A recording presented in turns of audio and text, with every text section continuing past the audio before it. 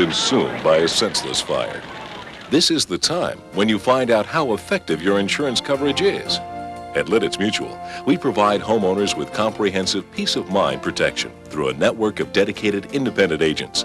For a quick free homeowner's quotation, call 800-732-0038. It's one more way we care at Lidditz Mutual. Welcome to the Rawhide Saloon and Eatery. Hi, welcome to the Rawhide Saloon and Eatery. Welcome to the Rawhide Saloon and Eatery. You'll love the Rawhide Saloon and Eatery, where our friendly staff, comfortable atmosphere, and all fresh quality fare are a welcome change from the usual. Overstuffed sandwiches and homemade soups for lunch, steaks, seafood, Mexican dishes, baby back, and prime rib for dinner. At the Rawhide Saloon and Eatery in the Cloister Shopping Center, Ephrata, where a change from the usual is in a word. Welcome. Well, I'm Gene Garber. Since 1934, Engel Business Equipment has been the business equipment and systems center for central Pennsylvania. Engel has grown because of commitment to the customer with reliable names like Olympia, Toshiba, Tech, Casio, and Televideo. Engel satisfies their customers completely with service by technicians who are factory trained and in constant communication with Engel's headquarters. Link superior service with Engel's support and training program, and you have the office machine specialist.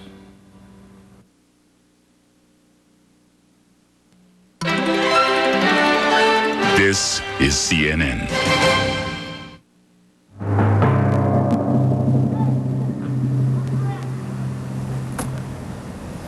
CNN's continuing coverage of the Persian Gulf War underway once again. We're going to rejoin the CNN crew in Baghdad now. CNN correspondent Peter Arnett, where we understand there is renewed activity. Peter?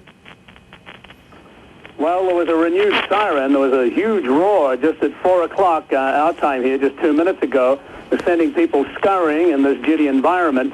But it has not been followed by any air attack. It's only the second time a siren has sounded in the city since the first raids this morning. And it seems to me they may be just testing their alert equipment. Now, President Saddam Hussein is vowing to fight on against this multinational allied bombing attack and possibly ground invasion. Iraq Radio has announced that everyone up to the age of 34 will be called up for military duty. Iraq government and strategic installations and command and control installations have taken a terrific pounding in Baghdad all day today. And if the action here is above Baghdad as any indication of what's happening elsewhere in the country, then Saddam Hussein's military machine must be under tremendous pressure. We can confirm here that the defense ministry is pretty much being destroyed. It looks as though it took 3 hits, one wing burned to the ground, one wing demolished, another tottering. The Socialist Ba'ath Party headquarters, Saddam Hussein's party, was hit with a bomb. A major oil refinery in the island in the Tigris River has been destroyed. A chemical plant in the city's north is burning, and a telecommunications center has been hit. But I would like to point out that Baghdad is not a city in ruins, far from it. This is a modern city. It has a very attractive skyline that is standing outside our hotel window vantage point. Car traffic is busy. People are walking along the sidewalks. They did scurry away when the alert did sound. But the bombing here seems to have been pretty surgical, as the Pentagon presence, as the Pentagon suggested, said it would be. We've asked officials about civilian casualties. We haven't been told of any so far. Bob? Peter, you say this latest air raid siren was apparently not accompanied by any attack. When was the last Allied assault on the city? The last Allied attack about 2 hours ago. It was in the outskirts, about 10 miles from the center of town where we are, or the area where we are. After that bombing run, the planes came over us overhead. They're obscured by cloud cover, but there was a roar as 2 or 3 aircraft went by. We haven't had any activity since then. Bob? With that much time intervening since the last attack, how much activity is there on the streets, can you tell? All day there's been movement of people around this city. There are soldiers assembling in uniform without weapons, but assembling at bus stations, obviously to be taken somewhere or other. People are in taxis loaded with luggage. The city has been evacuated. People have been evacuating from here for the last couple of days. Taxis have been laden with luggage. There are people walking around with luggage, but there is no panic. Government employees going to and from work. The sun is shining bright. The city mood is calm, but the threat of recurring multinational air attacks is real and will probably continue all day and for as long as President Bush and the multinational force commanders desire it. Bob? Final question, Peter. Where are you and other CNN crew members in the Al Rashid Hotel right now? We are in the 9th floor in our own little command center here, reporting to you amongst our equipment. Half of our staff is sleeping.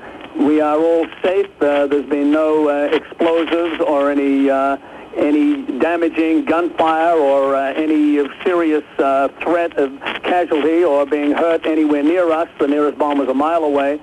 The whole press corps numbered 45 when the attack started. About half of those are attempting to leave Iraq in a convoy that will go to the Jordan border. We have elected to stay for the time being. Bob? Thank you. CNN correspondent Peter Arnett reporting to us live from the 9th floor of the Al Rashid Hotel, where he's been since war broke out last night at about 7 o'clock Eastern Time. Reporting, Bobby. Bob, the war in the Gulf is now nearly 14 hours old, and the footage that you'll be looking at momentarily is U.S. aircraft at a Saudi air base that's being fed to us now from the military pool. The war began with coalition jets striking targets throughout Iraq and Kuwait. The U.S. Defense Department characterized the attacks as precision strikes against military targets. Baghdad was heavily hit, but CNN reporters say civilian areas appear to have been spared, as we just heard from Peter Arnett. Iraq claims 14 jets were shot down. The U.S. confirms one was lost. There are reports that Iraqi artillery has hit back at a Saudi oil installation and it is on fire. So far, no major ground fighting has been reported. The opening battle, as expected, has been in the air. CNN's Mark Leff has more. The first unconfirmed reports of casualties among the Allied forces attacking Iraq and Kuwait came several hours after the first wave of pilots returned to reload. Although some U.S. pilots told reporters everybody who took off came back, Baghdad Radio claims Iraq shot down 14 Allied planes over Iraq and Kuwait. The U.S. Defense Department at first called that claim ridiculous, but later indicated there may have been Allied losses. State broadcasters in both Jordan and Iran reported Iraqi gunners hit one U.S. F-15, whose pilot bailed out into the Persian Gulf. Aircraft from at least 5 countries are reportedly involved in the raids.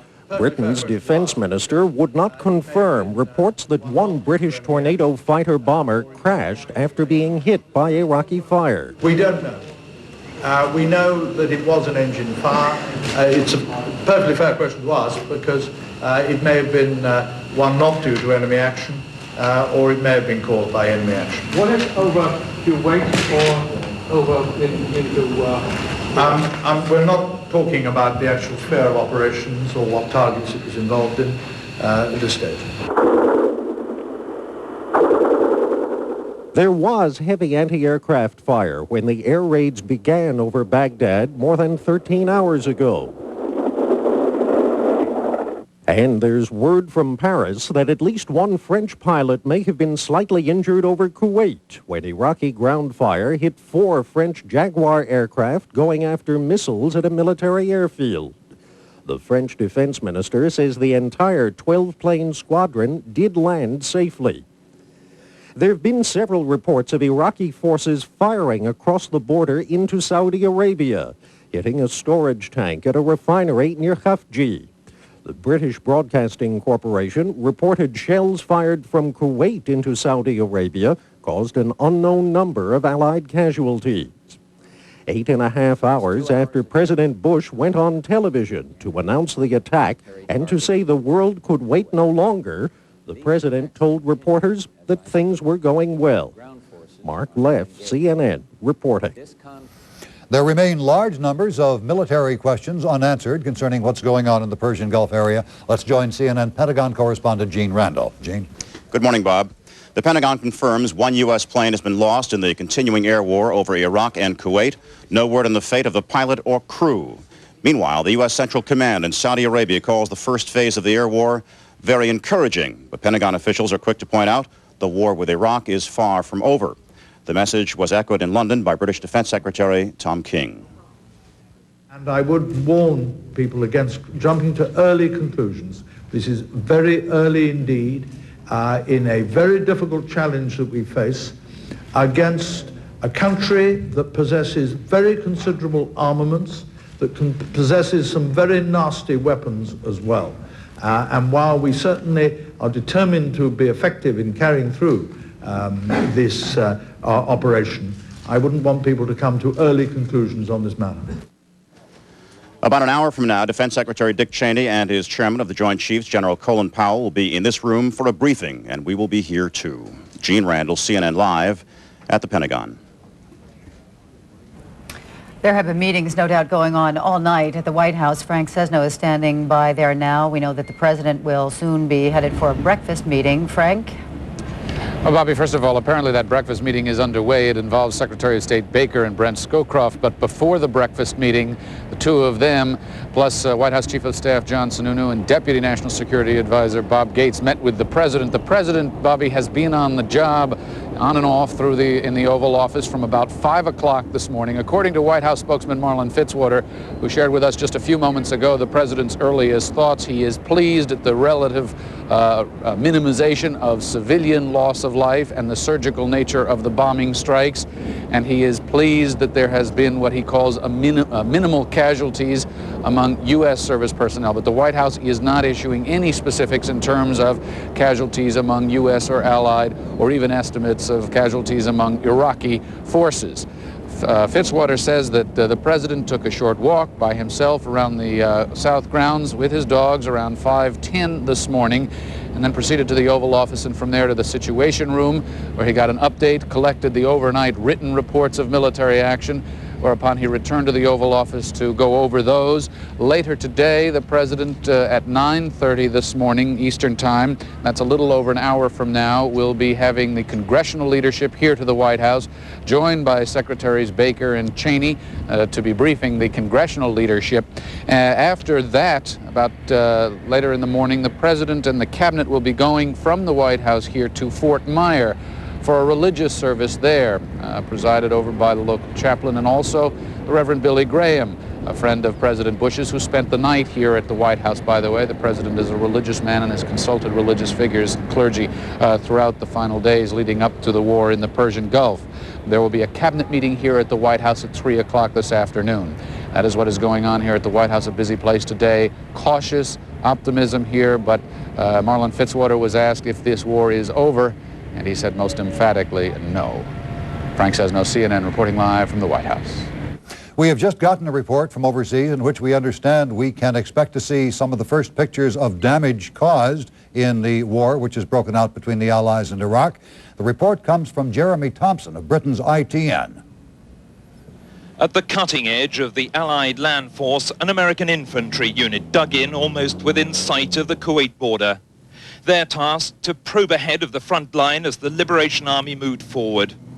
Straddling the main road to occupied Kuwait, they'd set up a checkpoint as a sudden stream of vehicles came towards them fleeing to the south. On the horizon, the reason why.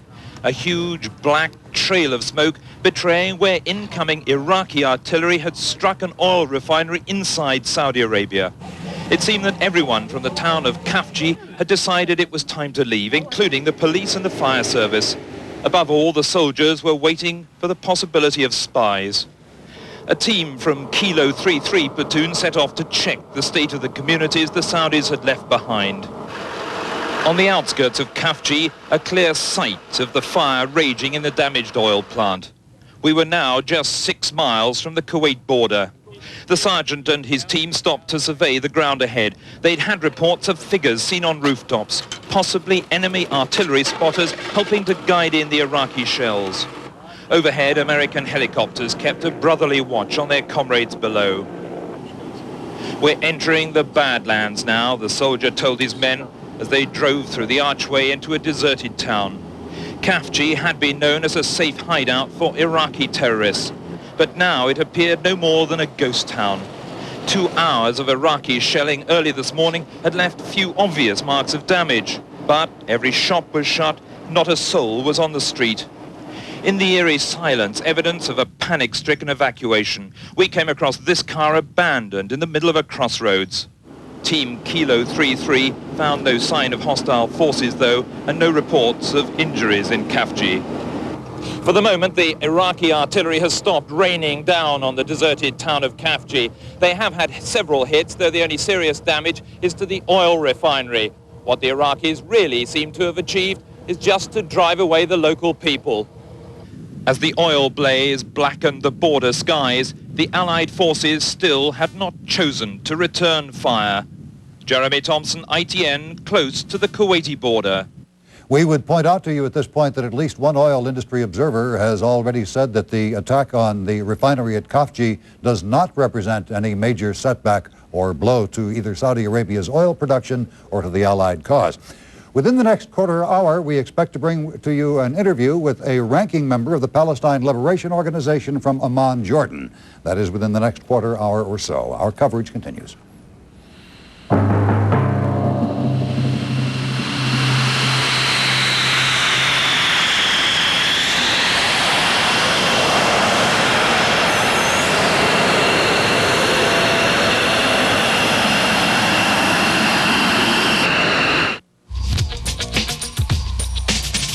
Wherever you do business, the future is approaching at breakneck speed.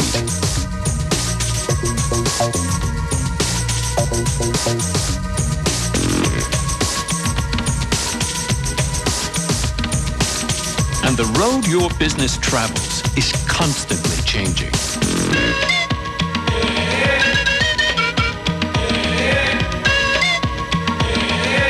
But you can take advantage of change with the world's most comprehensive computing and communication services from EDS. EDS can help you be more competitive by focusing technology on business goals, by creating ways to improve quality and save time, by making everything work together. We can even help you manage it. You can't control change, but you can take advantage of change with EDS. Most credit cards total your charges and send you a bill. But once a year, the Discover card totals your charges and sends you something in return. It pays to Discover. As war erupts in the Persian Gulf, the world turns to one source, where the principals check the widening conflict, key figures monitor world reactions, and families look for news of hope. Now, more than ever, shouldn't you be watching CNN? I have a horrible sinus headache. There's pounding, there's pressure, there's pain. Today, Linda Clark is trying Tylenol Sinus. Tylenol Sinus took away the pressure. It took away the pain. It took away the pounding. I like that it's a Tylenol product.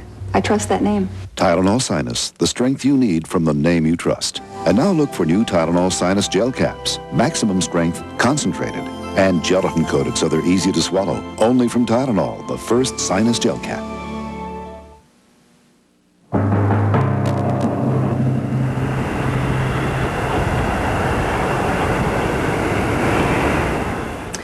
Within the last hour or so, British Defence Minister Tom King confirmed the fact that the British Air Force had lost one aircraft in the initial airstrike. It was a British Tornado aircraft, and let's take a look at the statistics on that particular aircraft. It is an air defense reconnaissance aircraft. Its maximum speed, 1,452 miles per hour. Maximum range, 1,726 miles.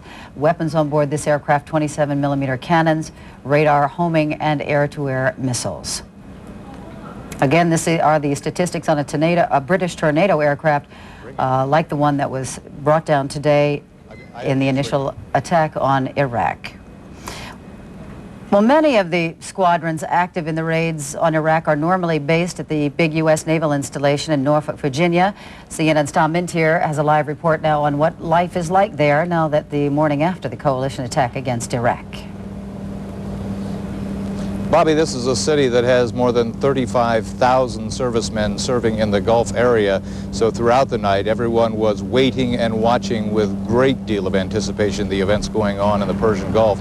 But this is a city that's also returning to work. Early this morning, construction workers, we saw them getting off a bus and going to the job site just as they normally do every morning. They got off the bus and walked up 20 floors and started moving steel around. It's a city that is prepared for the types of military options that have been used by the president. They realize the dangers involved. They live with it every day. This being a military town, everyone around here has a connection in some way to someone in the military, a brother, a cousin. They all know people, but for the most part, everyone we talk to in this town is supportive of military action. Wish they'd blow him away and get it over with. It's that simple. He waited, gave enough time to do it, you know, talk to his people and went through what we had to do, you know. I think that, you know, America, you know, doing the best they can. I think Bush is following his job to the best of his extent. That's all, you know. It's very, very concerning, possibly losing Americans or other nationals. And who needs war? Nobody wants war. Somewhere. I just have to keep them in God's hand. That's all I can do. Hope that they all come home safely. That's all you can do. No other, nothing else you can do. Just pray. The last woman you saw is Patricia Lamb. She has a brother, Mike Lamb. He is in Saudi Arabia somewhere. He was based in Hawaii. He's been in the Marine Corps for 18 years. She says she doesn't know where he is right now, but she says she wants him to know that her prayers are with him. I'm Tom Intier, CNN, reporting live from Norfolk, Virginia. For an analysis now and some insights on the Allied airstrikes against Iraqi positions overnight, we're being joined by retired U.S. Air Force Colonel Sam Dickens. Colonel Dickens commanded a fighter squadron during the Vietnam War. He joins us from our Washington bureau.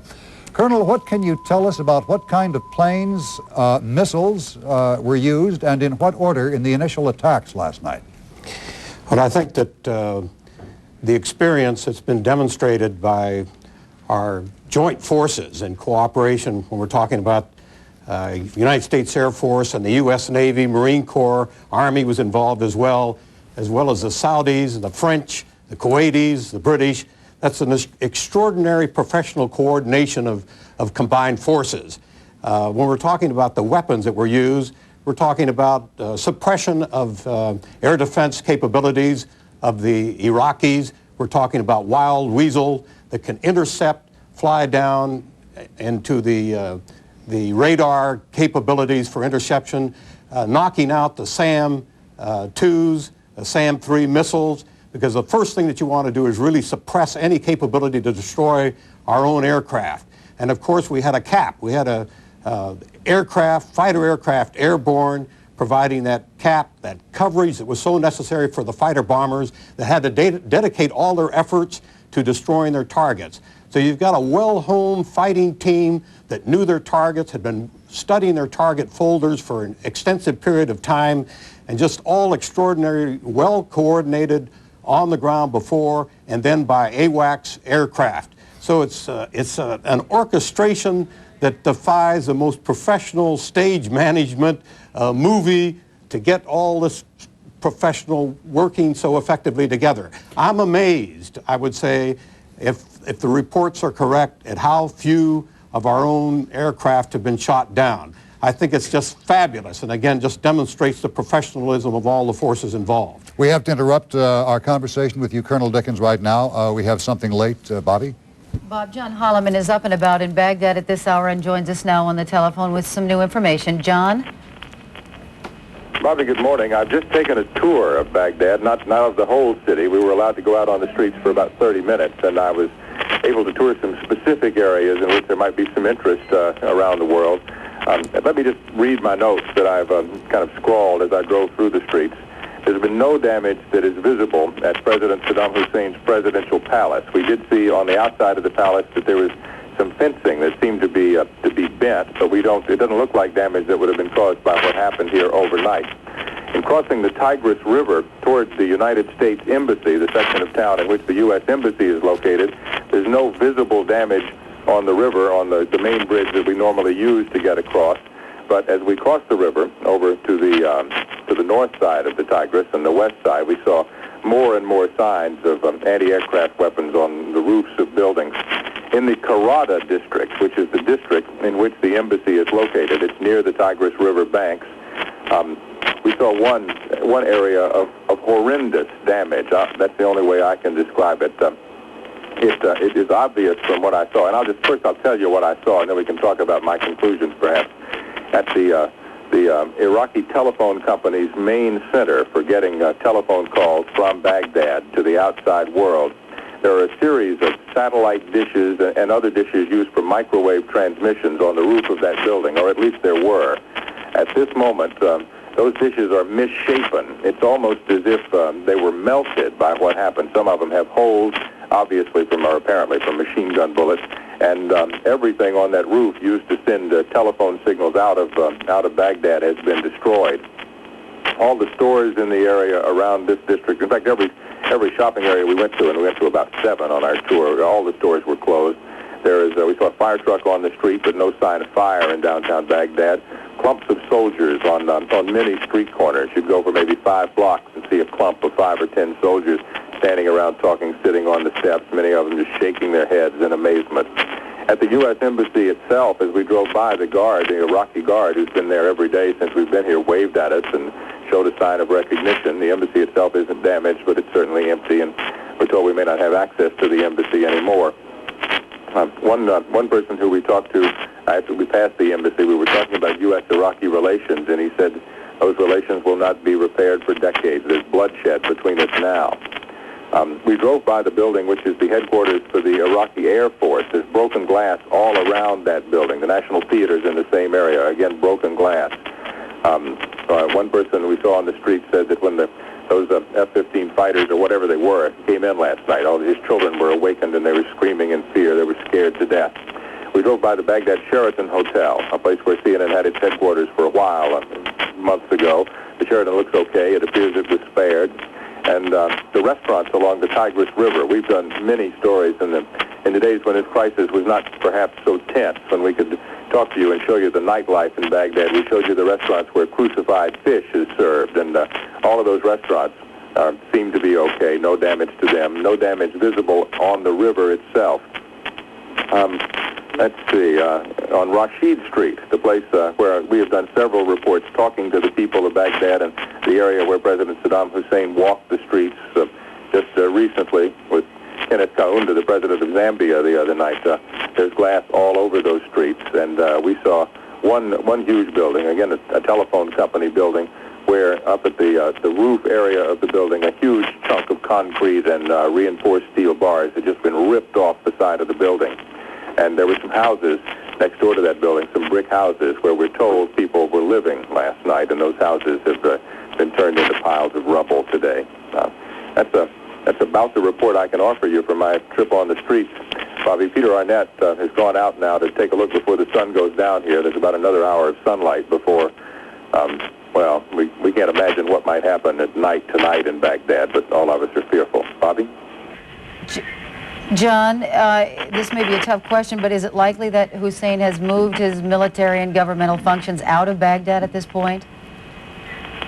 No way to tell. As you know, we had not seen President Saddam Hussein on television in a live picture or in person for days. And this morning, our engineer, Nick Robertson, was at the TV station preparing to attempt to feed some pictures from CNN to you. And it turned out because of all that damage that I described to you in the communications building, he was unable to make a feed. But President Saddam Hussein walked into the building while he was there. And so Nick may well be the only Westerner to have seen President Saddam Hussein today. And he said that the president looked resolute, looked determined when he walked in. Today was not a day to stick out your hand and shake the hand of the president of Iraq. I imagine Nick didn't do that. He just stood and observed. But we don't know. The presidential palace, as I say, still seems intact from what we can see from outside. Anti-aircraft guns above all of the huge gates of the presidential palace right now. John, what kind of restrictions are you all under now that you're venturing out into the street?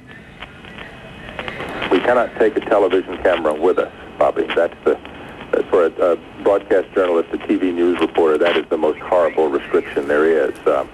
And in fact, until just very recently, they wouldn't let us go out on the streets at all. We were able to go through a special relationship we have with somebody here, and That's how we got to come back and report these things to you.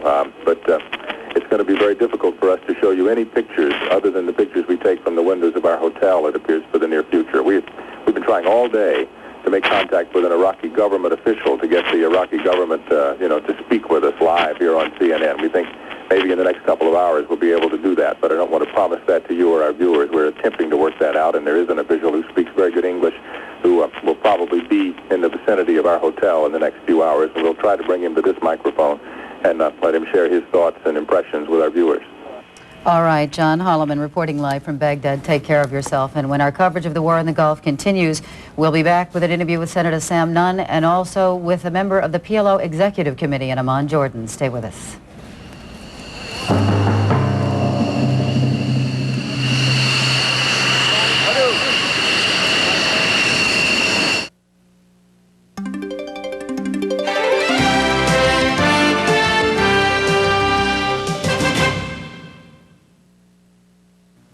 With so many pet foods to choose from, which one do you trust to keep your pet healthy?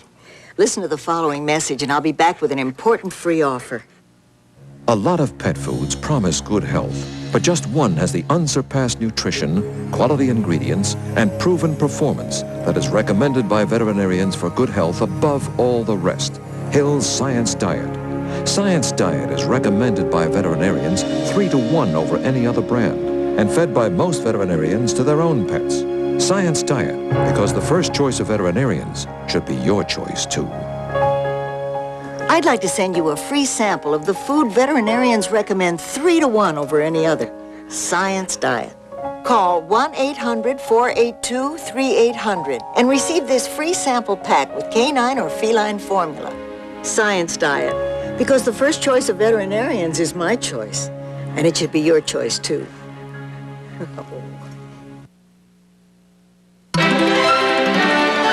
This is CNN.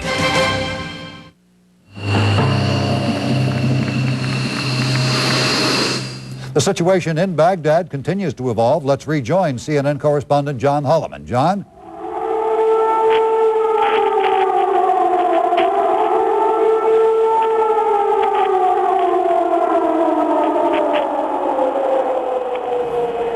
I'm going to tell our viewers, in case you happen to be broadcasting us live now, that is the most horrifying sound you can hear in Baghdad. That was the first sound we heard last night after the sun went down before all hell broke loose in this Iraqi capital. I'm going to turn off my microphone and listen to you, Atlanta, to see if you were able to hear that. John, were you talking to me? We did hear that very clearly. And it was... Yes, Bob. Stand by just a moment. I'm getting a message here.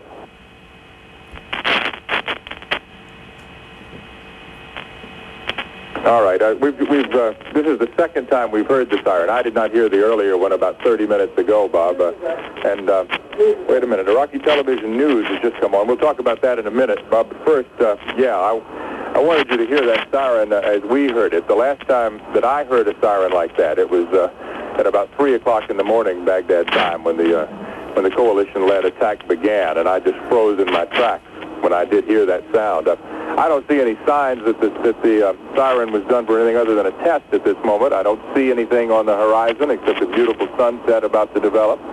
I don't see any signs of any airplanes coming in. I don't see any anti-aircraft fire. I probably interrupted you needlessly, Bob Kane. I'm sorry to have done that. On Iraqi television right now, we're seeing pictures of President Saddam Hussein. I don't think there's any way for you to see those pictures. If there is, we're going to record them here in Baghdad, and we'll get them to you and try to find out what the president has said in this televised address as soon as we can. But at this moment, we cannot even hear what he's saying. CNN correspondent John Holloman reporting to us live from Baghdad. We could point out briefly the military view that one of the reasons for not seeing planes, even if the raid warning is real, is that the planes often fly too high to be seen. There's also the factor that sometimes the attack might be from missiles, and thus, of course, also would not be seen. CNN correspondent Reed Collins is joining us live from Washington for a conversation with one of this country's most knowledgeable military experts. Good morning, Reed. Good morning, Bob. We have with us Senator Sam Nunn, the Democratic chairman of the Senate Armed Services Committee. You got a little bit of early information, I believe, from Secretary of Defense Cheney, didn't you, sir? Secretary Cheney and I talked early this morning, and he felt the operation had gone extremely well, but he also cautioned that it's not over. It's continuing. We still have some continuing challenges and dangers out there, but in my view, we have achieved our initial strategic goals. One was to protect Israel and, of course, the cities of Saudi Arabia from the Scud missiles that could have had chemicals on them. That was important, of course, from a humanitarian point of view, but also from the point of view of not letting the coalition come apart because of Israel's involvement. So the relationship between the United States and Israel has been crucial here, and I would say that it's been handled extremely well. The other strategic goal was, of course, to control the air, because if we can control the air, and I think we are pretty much in control of the air now, then I think it's just a question of time in terms of being able to destroy an awful lot of the ground assets. Some of the returning F-15 pilots said they saw, even in the nighttime, and Iraqi pilots don't like to night fly, some planes in the air, but they were going north. They weren't coming down to meet them, and the U.S. pilot suggested that was a good idea. What do you suppose we can say about the situation now? We're in late daylight over Baghdad. Is it possible that air superiority can be declared achieved? It's very close. I don't believe we've destroyed all their aircraft. They have a lot of aircraft in very well-protected shelters, some of them underground shelters. But they obviously didn't use their aircraft. And aircraft that aren't used in the initial stages, you have to ask what are they going to use them for and when they're going to use them, and it doesn't make much sense to me. But nevertheless, they did not use a lot of the aircraft. We've destroyed a number of them, I'm sure. We've destroyed a lot of airfields, and I think we're close to having air superiority. But we still have some dangers. They could put up some aircraft, and they could even go on kamikaze-type missions. You never know about that. You have to be prepared for it. We have the danger of, although we think we've got most of the fixed-site Scud missiles, they could have some Scud missiles hidden. They're mobile, and they could have them hidden. And, of course, we've got the danger of the artillery. That's sort of the ultimate danger when we have to use ground forces. Ground forces, is this going ultimately to be a ground grinded-up war? I hope not. We've got great ground forces out there, and they're ready to do their job. And they're already doing a lot. They're serving very well, and they're helping fix the enemy. They're, by maneuvering, I'm sure, they're helping channel the Iraqis into positions where we can hit them. But that would be very expensive and very, in terms of human life, I hope we can avoid it.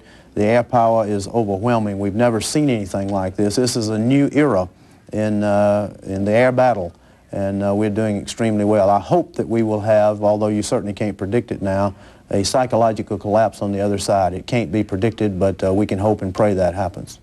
Is this what we're waging, really, a psychological war as well as a technological one? Well, anytime you have this kind of overwhelming technological advantage, and you have the pilots and the training we have, and you have, for instance, cruise missiles, and they've done extremely well with cruise missiles, electronic warfare, jamming the radar, confusing the SAM missiles when they shoot at our aircraft, we must have done that extremely well. When you have that kind of advantage, it's bound to have a big effect on the psychology of the adversary. I think every now and then we ought to praise our defense industry out there. They get a lot of knocks, but they've developed a tremendous amount of technology that is saving precious American lives. All right. Let's go. We have to go back now to Bob Kane. Thank you, Senator. Appreciate your time this morning. Thank you. Bob.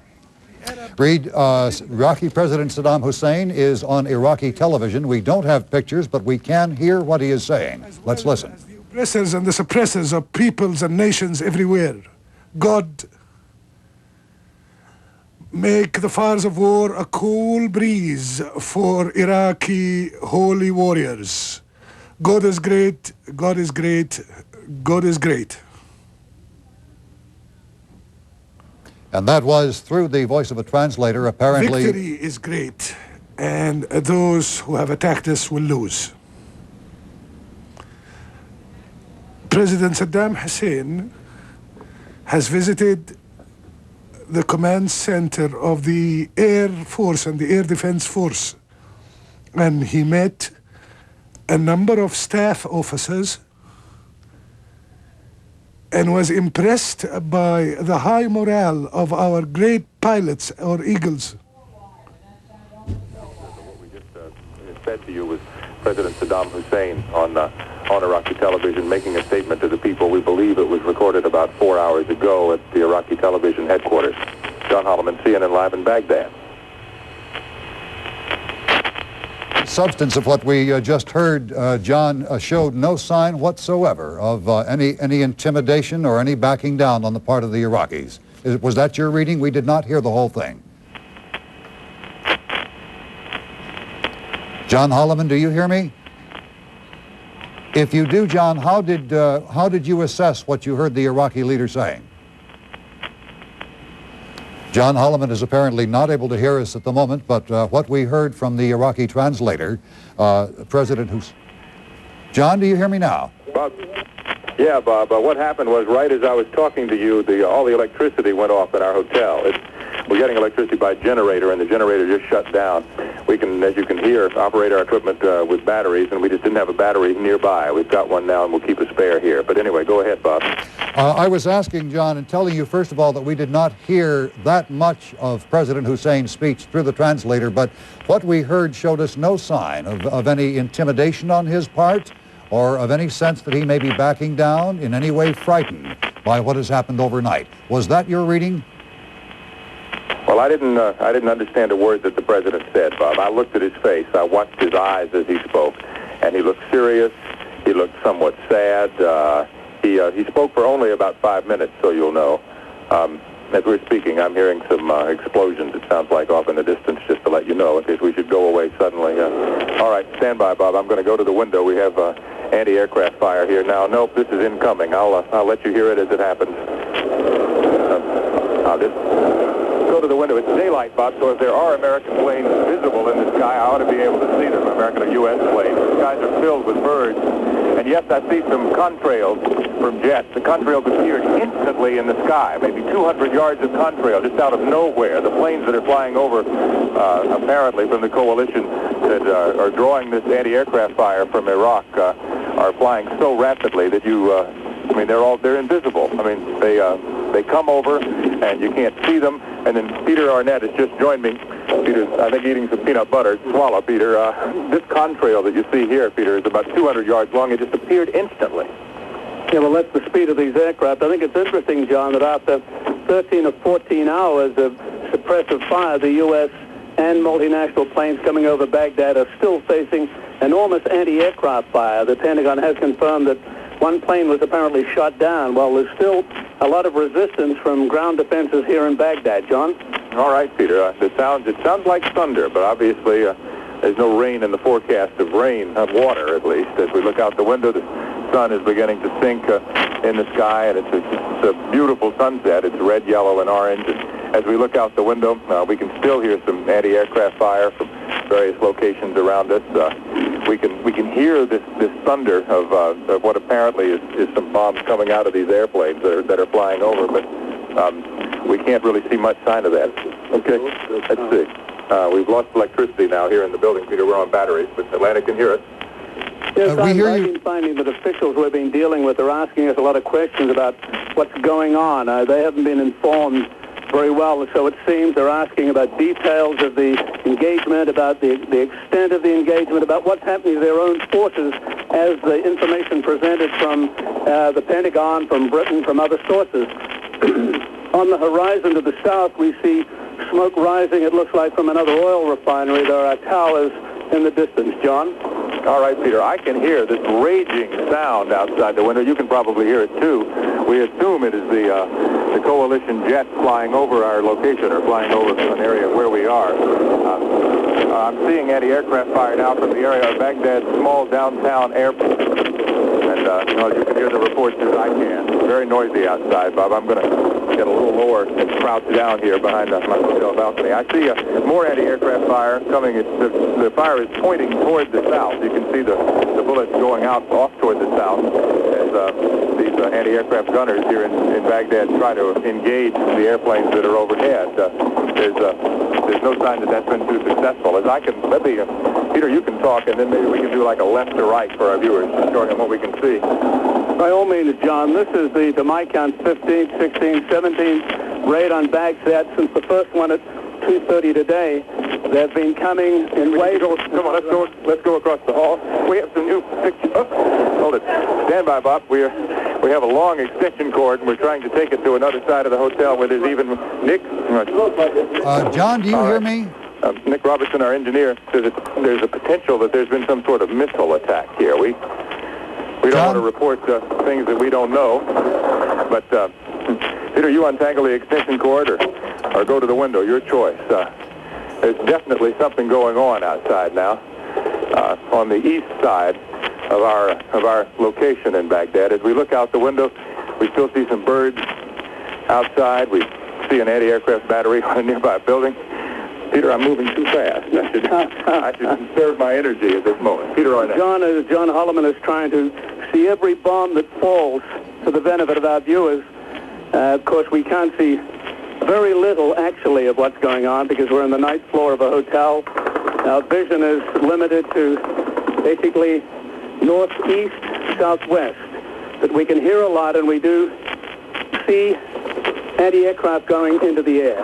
This raid has been going about 7 or 8 minutes now. The duration of most of these raids is 15 to 20 minutes. John?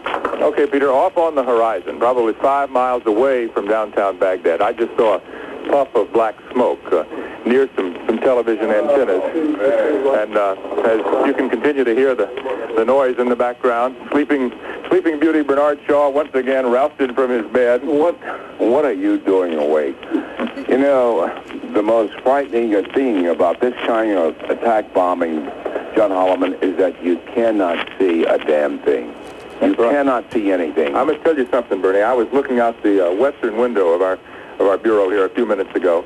We heard the sirens. We heard the anti-aircraft. I looked up, and instantly, as if, in a second, in a blink, there was a contrail from one of the, apparently from one of the coalition jets that appeared. It was 200 yards long, and it just moved like that. There it was.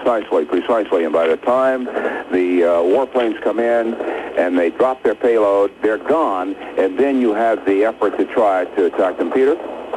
Yes, well, it's been said all day that the U.S. multinational forces control the skies over Baghdad, and I guess elsewhere in Iraq and Kuwait, that it's also been said that maybe Saddam Hussein's military have got weaponry hidden out of sight, have not revealed it. We saw this time what could have been 2 surface-to-air missiles fired into the sky. Maybe he is concealing some heavy stuff that he'll use, that the military will use when as this war progresses. And what that means, if Saddam Hussein does have military hardware that he has managed to hide from the Allied forces, what that means is that we here at Ground Zero in Baghdad are going to be subjected to this repeated bombing, these repeated bombing attacks, these waves of warplanes coming in over and around Baghdad until the Allied forces feel that they have isolated and annihilated the targets on the ground. And I'll tell you, I was just sleeping a moment ago, and when I heard what I heard, believe me, I wish to hell that I had not been here at Ground Zero. Well, we all wish that, Bernie, but we are here in Ground Zero. I think a point to make to our viewers is that Baghdad is not a city in ruins. I've been saying that all day. The targets that the Pentagon is selecting seem to be military, government, strategic targets, command and control. Right in front of me, looking out the hotel, the back window, there are workers going to a small plant. People are in the streets. All of the buildings I'm looking at, and I'm looking at several hundred, are standing. They are not damaged. The targets that are being chosen, like the Defense Ministry, which was destroyed this morning, the telecommunications center, oil refineries, we haven't yet learned of any civilian casualties. We've asked officials constantly all day. They haven't been revealed to us. So Baghdad still stands, as I repeat, it is not a city in ruins or getting that way. Bernie, I just came back from the street, so you'll know. I went over to the area where the U.S. Embassy was, and as I was driving there, I discovered some of these targets. And you know what we were talking about in the midst of this, that perhaps these attacks were very precise, seemed to be true. For example, the main telecommunications center called the PTT here in Iraq, it had been hit heavily. All the satellite dishes and the microwave transmission dishes on the roof had melted. I mean, these are huge 30-foot wide pieces of metal that had just sort of melted and crumpled together. Tell me, John, has CNN been able to get pictures out to the world? Nope, we have not. While you slept, we've continued to work with the Iraqi authorities. I haven't done much sleeping, by the way, my brother. I haven't done much sleeping. I'm sure that's true, Bernie. This is not a good place to sleep, not an easy place to sleep. But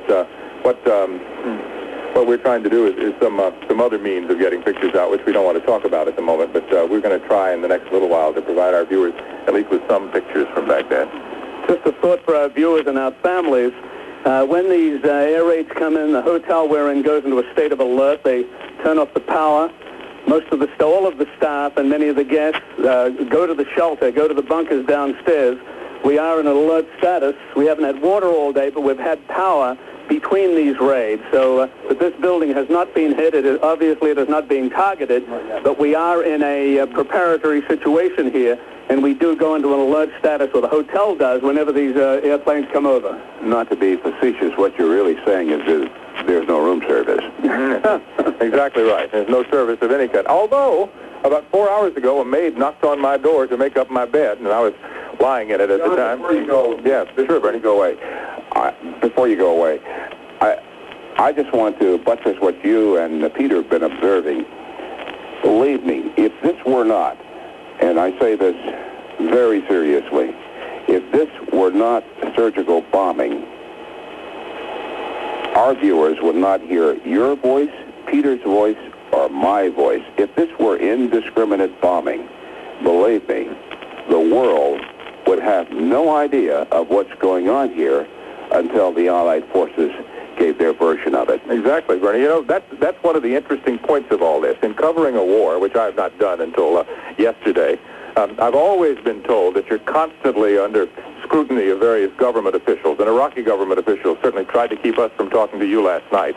They said it was for our own safety. They were trying to take us away from our vantage point to a shelter that's underground. But the fact is that in order to get these sounds to you now on this microphone, the government of Iraq and the government of the United States have to both be cooperating, because if anybody wanted to pull the plug, it would be not that difficult for them to do. And John, as I said to you a couple hours ago, ask yourself this question, wherever you are in the world, ask yourself this question: why?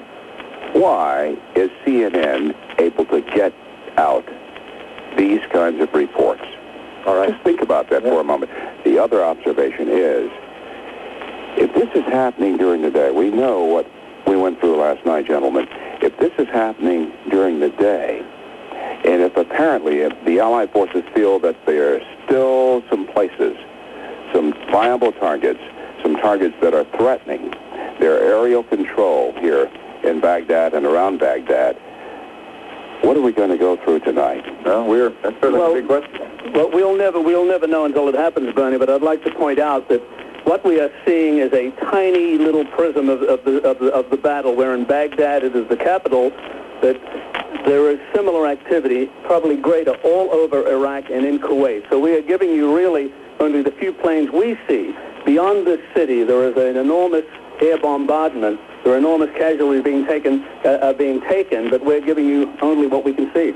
I still come back to the men and women of Iraq who are part of this nation's armed services, who had the misfortune to be at their duty stations wherever these bombs and these rockets fell during this confrontation over the past few hours going into the night, and who will have the misfortune of being wherever they are when these weapons, modern-day warfare, fall upon them during this confrontation. I cannot get away from, Peter Arnett, John Holloman, I cannot get away from the human factor. And I'm thinking about the relatives of the pilots who are involved in this whole operation. There is a human factor here that should not be forgotten. We're not talking about machines. It takes human beings to operate these machines. And one of the reasons why I have not been able to get to sleep, I've been awake for, I don't know, it must feel like 40 hours. I think it's going on 40 hours. One of the things I cannot get out of my mind is the fact that behind all this are human beings. It's human beings, and human beings the target, Bernie. Just one last reflection from me before we go back to Atlanta. There is one other people that I saw who were able to cope, as we can see, cope with with the bombardments and adversity as the Iraqi people are doing it. And it was in Hanoi when I was there in 1972, when it was also Allied bombing. I found the North Vietnamese did adapt to this kind of pressure. And now the Iraqis have had 8 years to adapt. They are walking around the streets as we look out now, just a few minutes after the raid, and it'll remain to be seen, of course, how long this stolid view and how long this ability to cope is going to last in the face of what will be obviously an increasing pressure from the multinational forces on Baghdad, the rest of Iraq, and Kuwait, Bernie. Peter Arnett, I only think of a little boy I once heard who said, "This is not the way it's supposed to be." Okay, gentlemen, we got to go back to Atlanta now for more news. John Holloman for Bernie and Peter in Baghdad. John Holloman, Peter Arnett, and Bernard Shaw. It is 5 minutes till 5 your time in Baghdad. Please try to get some rest and take care of yourselves. And our coverage continues in a moment.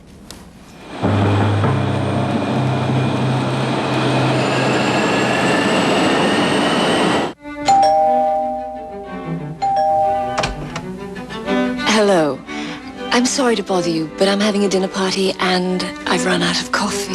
Come in. Thank you. Well, just a minute. Would Taster's Choice be too good for your guests? Oh, I think they could get used to it. It's a very sophisticated coffee. They have very sophisticated taste. Do they? Yes. Well, I must be getting back. Savor the sophisticated taste of Taster's Choice. So have you met your new neighbor yet? Oh, I've popped in for coffee. Wherever your business takes you, the Gulfstream 4 can take you there. The Gulfstream 4 can take you nearly 5,000 statute miles non-stop, equaling or exceeding airline timetables. Or it can take you to several locations in a single day, optimizing your time and energies. No other business aircraft gives you global access with such uncompromised timeliness, convenience, and security. Performance, endurance, elegance. What more can anyone ask of a luxury car?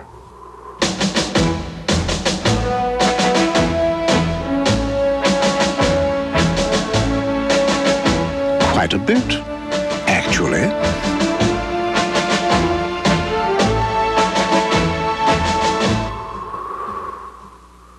As the war in the Gulf continues, CNN is the network for the most complete coverage from the Middle East and throughout the world. Now, more than ever, shouldn't you be watching the network viewers voted best in coverage of the crisis in the Gulf? CNN.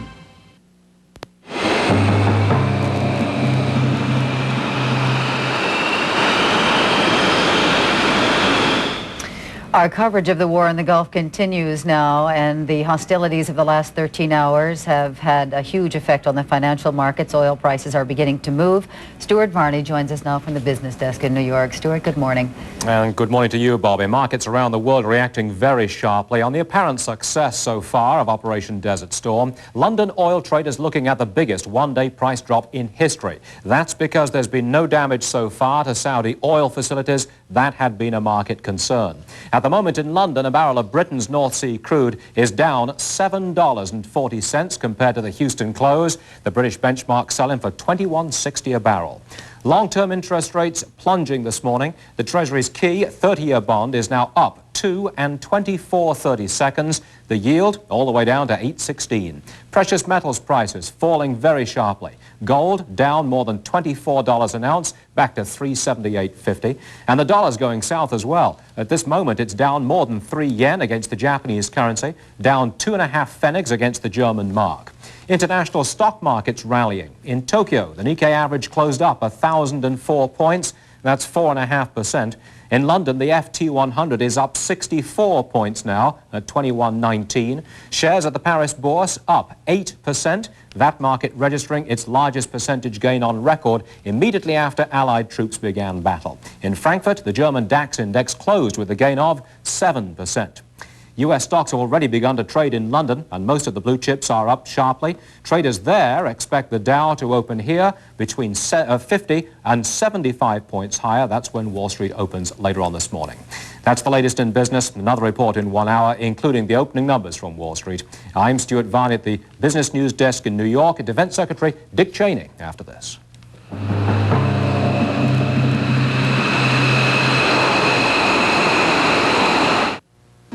Day after day, night after night, there's an easy way to save on AT&T long distance. And all it takes to get started is one simple phone call. Just call 1-800-874-4300 for the AT&T Reach Out America plan. Reach Out America gives you an additional 25% discount starting at 5 p.m. So you'll get the biggest discount during the best time to call. But that's just the beginning.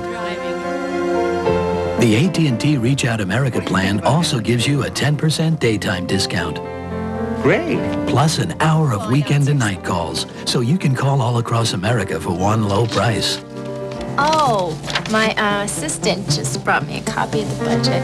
To order the AT&T Reach Out America plan, call 1-800-874-4300. You'll get a 25% discount off our already low prices from 5 p.m. to 10 p.m. An hour of weekend and night calls, plus our daytime discount. It all adds up to savings 24 hours a day. Hi, Grandma. Yes, I'm fine, and so is Harry. And it costs just $8.70 a month. Order the AT&T Reach Out America plan now and see how easy it is to save on AT&T long distance 24 hours a day. To order, call 1-800-874-4300. Ready? Need another reason? And tall, Maria. The plan also includes an international discount at no extra charge. I'll be there tomorrow. You can even get an option that lets you save on calls away from home. And it's so easy to order. Just call 1-800-874-4300 and save on quality AT&T long distance, day and night. AT&T, the right choice.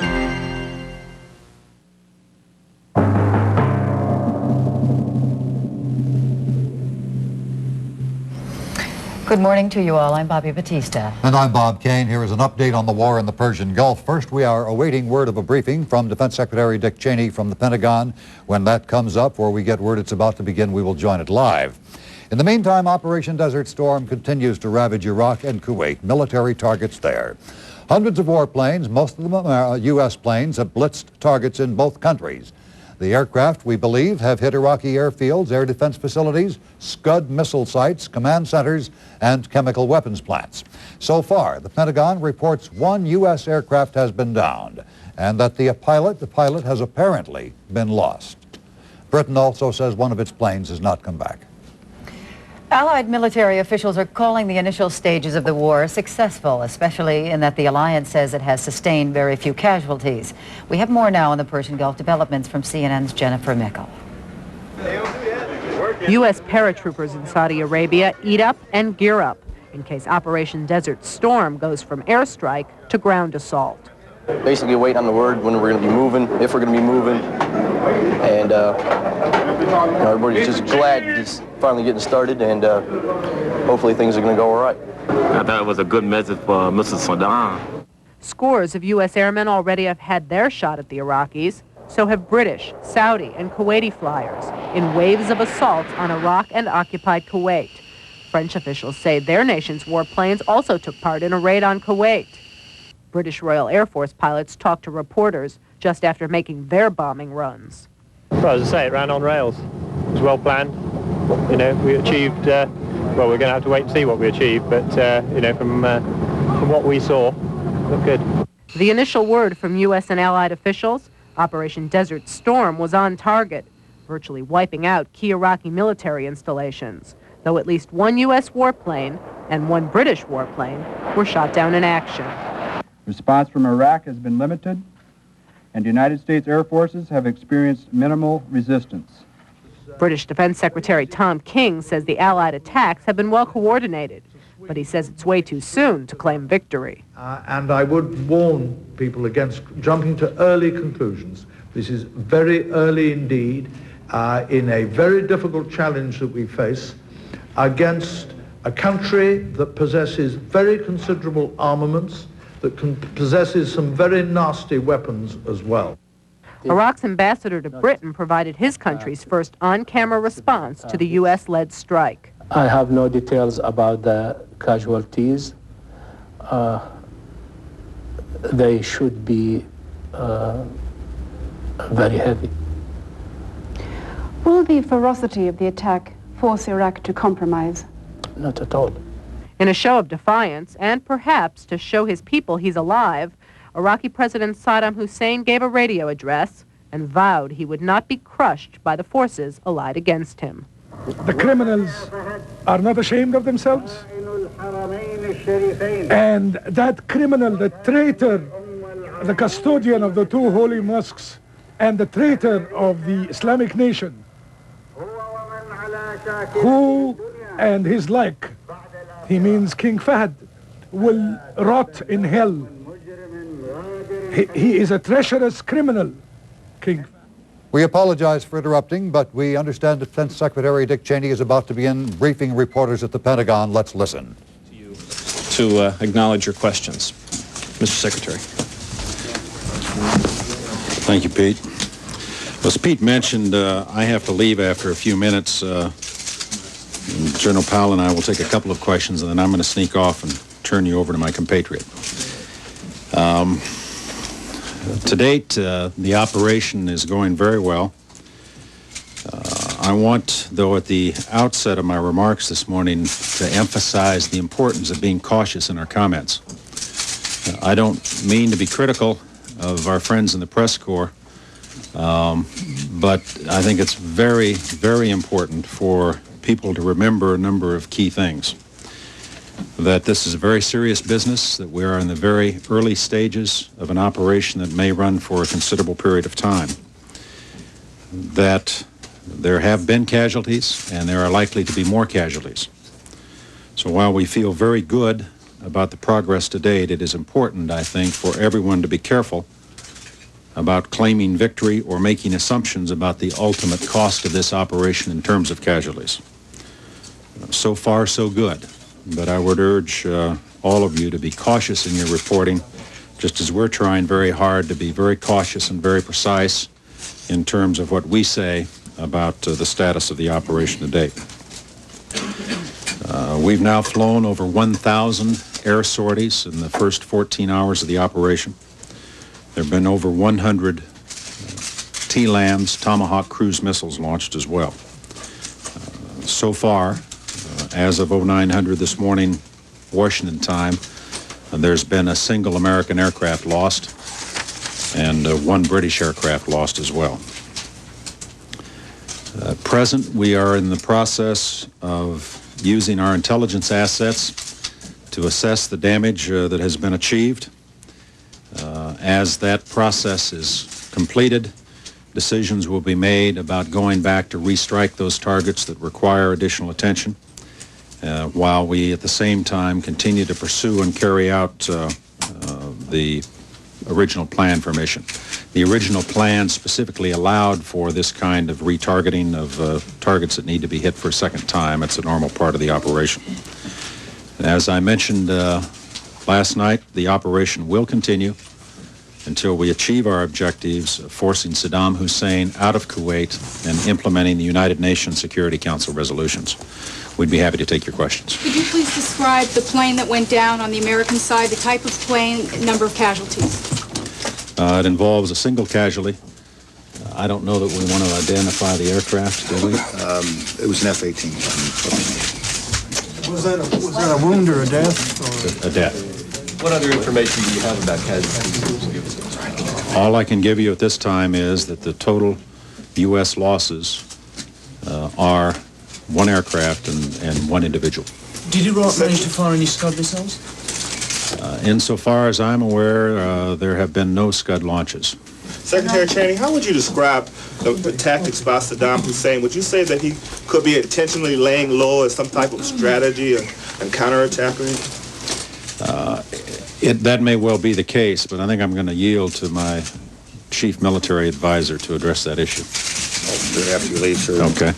Any more questions? Yes. Can you tell us that the operation is still a total air operation? We have reports of some movement of ground troops near the border. Is there a preparation phase that's going on for ground troops? Again, we never get into the business of speculating about future operations in order to safeguard the security of those operations. The activities that are now underway are obviously primarily the air portion of the campaign. That does not mean that we will not at some point engage ground forces as well. But we don't have anything to announce at this point on that. Do you expect it to continue for hours or days, weeks? What is your estimate? As I said earlier, I think the best way to think about it is that these the early stages of the air portion of the campaign that we are now embarked upon, and it could run for some period of time. We are prepared to continue the operation just as long as we need to in order to achieve our objectives being getting Saddam out of Kuwait and implementing the UN Security Council resolutions. That could be a significant period of time, or it could be a relatively short period of time. That'll depend upon the success of the campaign and upon how he reacts to it. Mr. Secretary, do you have any reports of damaged aircraft? The French said that 4 of their aircraft were pretty heavily damaged, but they only had 1 slight injury. How about our aircraft? How are they holding up? I'll yield to General Powell on that. My general impression is that they're performing very well, that any damaged aircraft has been minimal, except for, of course, that one loss of an aircraft. Mr. Secretary, one more question. Did any Iraqi aircraft take off to engage the attacking force? I'm going to leave that to General Powell. And Secretary, can I ask you one more question, sir? Is there any possibility that there will at some point during the air war be some kind of a pause to give Saddam Hussein the opportunity to rethink his commitment to staying in Kuwait, or is this a non-stop operation as far as the coalition is concerned? As far as the coalition is concerned, and as far as my orders from the President are concerned, we've been instructed to execute the plan, to carry on these operations until we have achieved our objective. Our objective is to get Saddam Hussein out of Kuwait. To follow up on a couple of the questions, I only have a report of 1 other U.S. aircraft damage. There may be others, but those reports have not come into me yet. Any evidence, General, of any counteroffensive at all by the Iraqis, either on the ground or otherwise? No, the only Iraqi action I'm aware of was the artillery strike across the border into Ras al-Khaji, which you've seen on television, which hit one oil petroleum storage facility, but that's not been followed up, and we have silenced that. How do you account for that? Does it surprise you? You'll have to ask them. I'm rather pleased that we appear to have achieved tactical surprise. We should not, however, rule out the possibility of Iraqi action either in the air or on the ground, and I can assure you that we are on the lookout for it. Any damage assessment, sir, of Iraqi aircraft, airfields? Can you give us any rough sense of what you have hit successfully? Of all of the air sorties that went in, we are rating 80% of them as having been effective, meaning the aircraft got to its target, delivered its ordnance, and returned. For those that are in the 20%, that includes those that had mechanical problems, weather problems, or because of the very tight control we had over the aircraft, they did not make the kind of positive identification of the target that we required before going in and launching under the rules of engagement to minimize collateral civilian damage. So we're very satisfied with that level of performance on the part of our aircraft. We are pleased with the initial results. We have damaged the command and control capability of the Iraqi government and the Iraqi armed forces. We believe we have done reasonably well, as best we know right now, with the preliminary bomb damage assessment in attacking airfields, attacking fixed Scud facilities around the countryside, but I once again caution you that this is very preliminary, only 12 hours into the operation. General Powell, give us some idea of the targets that were struck and the priority given to those targets and the weapons used against those targets. The targets that were struck initially dealt with air defense systems, command and control installations, and the Iraqi Air Force and their ability to interfere with our air operations. B-52s were used, F-117s, F-15s, F-16s, A-10s, F-111s, F-A-18s, A-6s, A-7s, Apache helicopters, Tornados from the United Kingdom, Tornados from Saudi Arabia, Jaguars from the French, and the Kuwaiti Air Force is also involved. Specific ordnance loads are those ordnance loads commonly associated with these aircraft. I don't have any more specific information on that data. Cruise missiles, the Secretary said more than 100 cruise missiles. What were they used against? They were used against a variety of targets where their precision was required for the target, or because of the air defense system around those targets, we felt that an unmanned weapon was the best system to use. It was I got to say, it was an extremely detailed, well thought out plan. A lot of credit has to go to General Schwarzkopf and especially to General Horner, the commander of Central Command Air Forces, for the integration of this plan. Enormously complex, and it was a single plan encompassing all U.S. forces and all Allied forces participating in the operation, all responding to the direction of a single commander with a single air tasking order. Michael? Excuse me, Michael? General Powell, in laying out your initial list of targets, you didn't mention the Iraqi Republican Guards or ground forces. Where were they in the sequence of the priority of targets, and what? I really don't want to. I'm deliberately trying not to give prioritization or sequencing, because it is a plan that is unfolding, and there is a concept behind it. And if I say too much about it, then I'm giving away the total concept, and I'm not prepared to do that. Yes, Can you say if they were struck and if you did? USS was. We are looking at live pictures of the battleship USS Wisconsin. I'm sorry, not live pictures, but tape, which we are just receiving now. And we see in the center of the picture, if you have been watching, a missile launcher being raised into position. That is a Tomahawk missile launcher. That is one of the kinds of cruise missiles launched against Iraq in last night's attack. Now back to the Pentagon briefing with Chairman of the Joint Chiefs of Staff, Colin Powell. You can't predict where they're liable to be. Trying to locate mobile Scud launchers, of course. General, do you feel that in a general sense the attack has been effective enough to give the United States control of Iraqi airspace?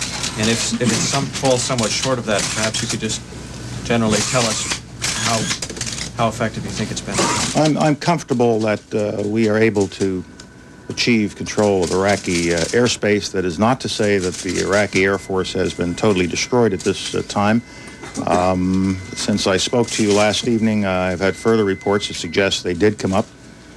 There were some air-to-air engagements. I'm not prepared to give you the results of those air-to-air engagements, except to say we have lost no aircraft as a result of those engagements. So the Iraqi Air Force is still out there, and we're going to work on them in their airfields. General Powell, were you at all surprised that the Iraqi air defenses weren't more effective?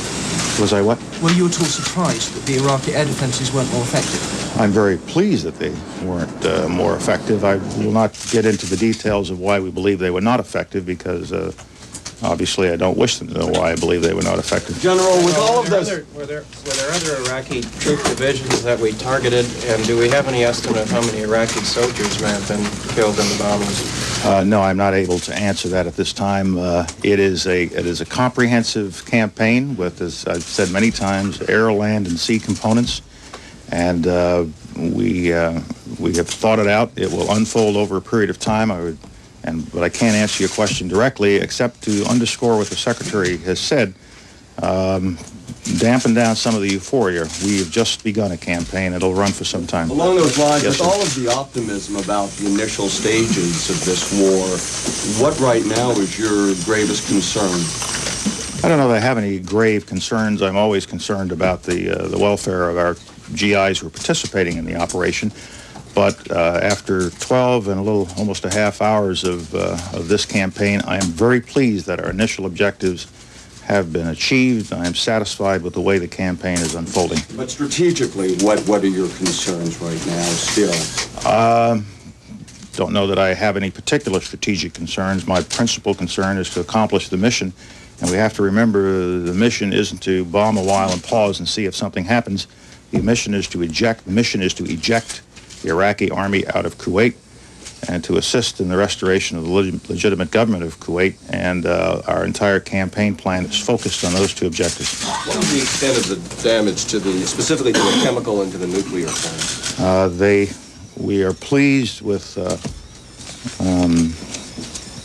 performance of our systems against those facilities. I'm not prepared to tell you right now because we don't know yet what the extent of damage is. We're going through that analysis now. Yes, sir. Can you tell us, General, anything about the reports of heavy air attacks in the Basra area, and to what extent have we attacked the fortified positions in Kuwait, the dug-in positions in Kuwait? Basra, of course, is a center of gravity for the Iraqi forces within the Kuwaiti theater of operations, and is very much on our target list and in our area of interest, but I don't have specific information, and I'm not prepared to comment on what we might be doing against dug-in ground forces at this time. It's still unfolding. Back over Any reports yet of collateral damage, especially in Baghdad, and was there any attempt to go after the anti-aircraft units that are within the Iraqi ground forces in southern Iraq or Kuwait? Certainly, we are interested in the anti-aircraft units within the Iraqi ground forces in due course, and we want to get the air defense system taken care of to give us absolute freedom of movement through the air. We have been very sensitive to collateral damage in the Baghdad area, and I think the best source of how careful we have been is listening to the CNN reporters who are watching it unfold. We were very concerned about the collateral damage, making sure that no innocent civilians were killed or injured, and we were very sensitive to cultural and religious sites within the area. Yes. General, can you tell us? You talked just briefly about the sortie rate, and 80% sorties were effective. Can you comment generally about cruise missiles and how effective were the Tomahawk cruise missiles? I'm extremely pleased with the effectiveness of the cruise missiles. General, how are Navy aircraft used? The Navy aircraft were totally integrated into the single air plan, and frankly, they were all indistinguishable. Obviously, where they're located had something to do with where they were targeted to go, but it was one single plan, and Navy aircraft came out of both the Persian Gulf and the Red Sea. 2 carriers or all 6 carriers? I don't want to get into specifically which carriers launched at what time and which aircraft, but it is a single integrated attack plan. General, you said last night, General Powell, that you all were not, in fact, tracking Saddam Hussein or where he was. If one of the primary goals was to knock out Iraq's military leadership, why weren't you tracking him? We were not targeting him, per se. We were not, because, frankly, I have learned from previous experience how difficult it can be to track a head of state in whom you might be interested. And I think we've spent a good part of the morning of the 20th of December 1989 in this room discussing that subject. So we simply weren't. What we were going after was the command and control of Iraqi armed forces and how their national command authority controls those forces, and that's what we were interested in rather than chasing somebody around the countryside. Yes, sir. Anything on Iraqi troop defections? No, I don't have anything on Iraqi troop defections. On the command and Defectors, control, sir. on the command and control, can you give us some assessment without being overly optimistic? Who's overly optimistic? I'm not saying whether you are or aren't. I'm just saying, can you give us an assessment as to whether the Iraqi troops are in, they have a chain of command, or whether there is some... I think we have damaged their command and control system. I don't think it's collapsed yet. Or do you have many defectors, sir? I do not have any reports on General defectors. Powell, are you concerned about any border activity? Are you possibly someone else coming in to aid Iraq, possibly Iran, any type of last-minute coalitions? I don't expect that. It seems to me the coalition is holding together rather well. I'm very pleased with that, and a lot of the soothsaying that went on about how we wouldn't be able to command and control this whole thing. The whole thing will collapse and you guys won't be able to manage it. I think our experience so far for the last 12 or so hours, we've done that very well. You described a pause, and you said to see what happens. What does that mean? I'm sorry? You talked about a pause a few minutes ago. No, I didn't. And you said to see what happens. I dismissed that. You dismissed it, I'm sorry. What I'm saying is we have been given a direction to eject the Iraqi army from Kuwait and to assist in the restoration of the legitimate government of Kuwait, and that's what our military campaign is designed to do.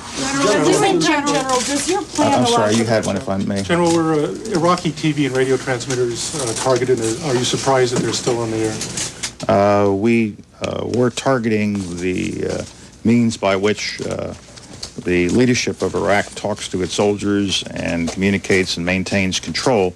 And I think we have done some considerable damage to that ability, at least according to what Bernie Shaw tells me. And we will continue to review the bidding on that. General, we were told that there's a small movement of ground troops. Could you tell us, please, the extent? Ours or theirs? Allied. Allied?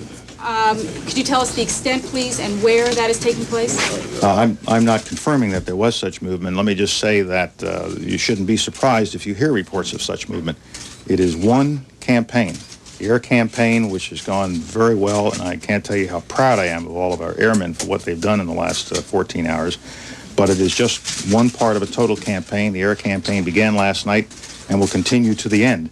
Now, ground campaign does not necessarily mean that we're going to cross the border right away. Just the positioning of troops in various places I consider part of the ground campaign, the overall campaign. The movement of amphibious forces in the Persian Gulf I consider part of the overall campaign. And I would hope that the Iraqi leadership, the Iraqi military, who may be trying to follow all these events, should get greatly concerned about our ability not just to use one tool, but to use all the tools in the toolbox that we brought to this effort. General, what can you tell us about reports that Iraq has...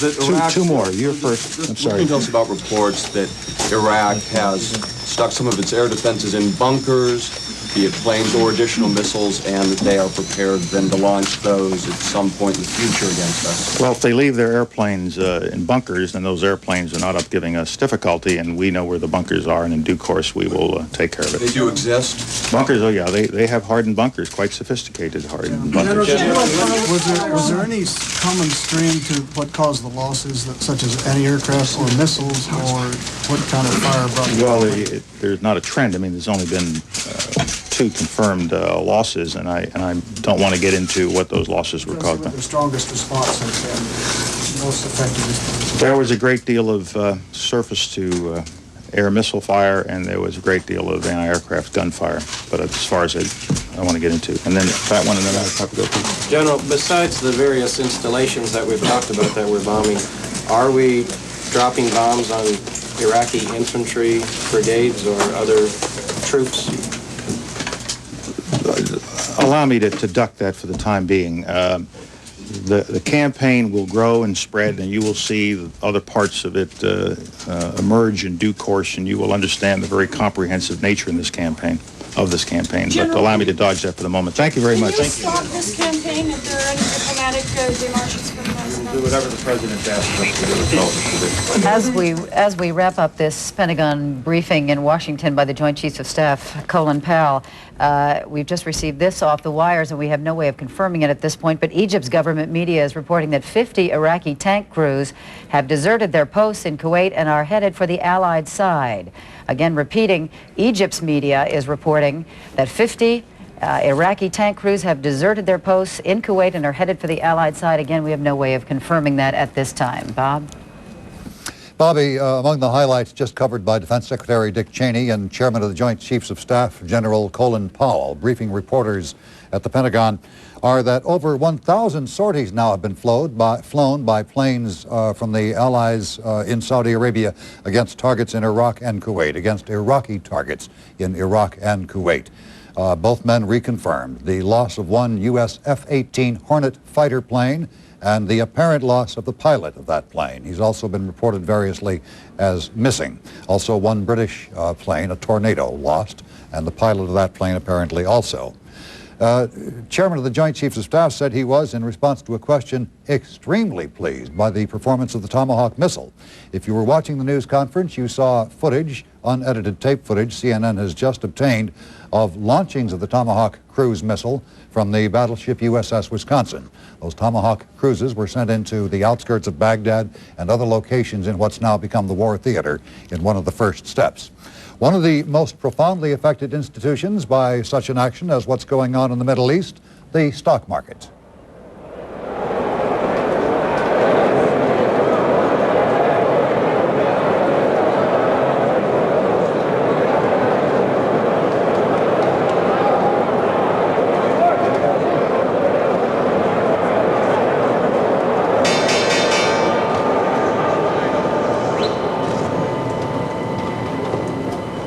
You just heard the opening bell on the New York Stock Exchange, and there is now silence there. That silence being observed in honor of what is going on in the Persian Gulf.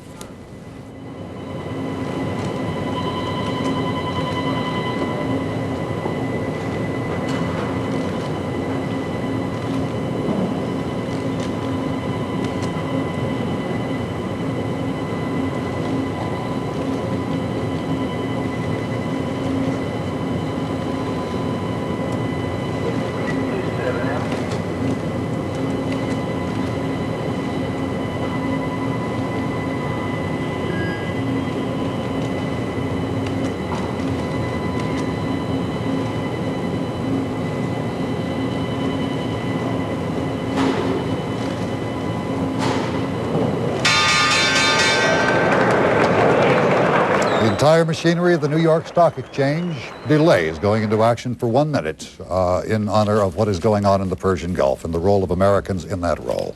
When we resume our coverage, we will be talking with CNN correspondent Richard Roth in Tel Aviv. Stay with us.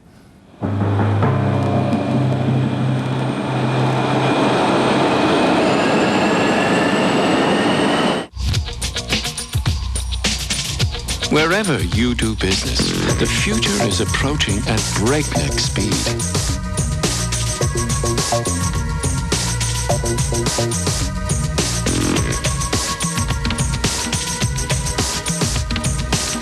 And the road your business travels is constantly changing.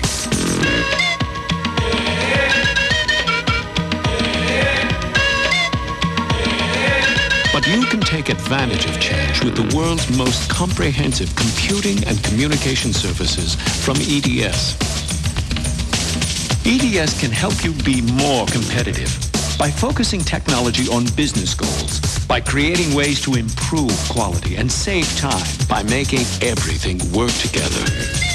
We can even help you manage it. You can't control change, but you can take advantage of change with EDS. This motel doesn't have 8-inch masonry walls like Red Roof Inn. Still, you meet some interesting people.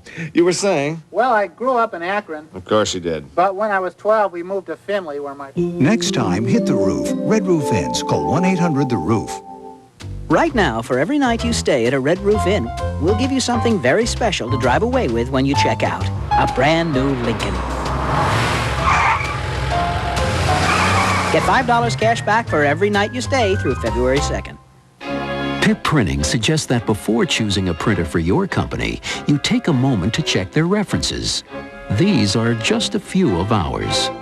Pip Printing. Give us a call. We'll show you why we're the biggest business printer in the world. As the war in the Gulf continues, CNN is the network for the most complete coverage from the Middle East and throughout the world.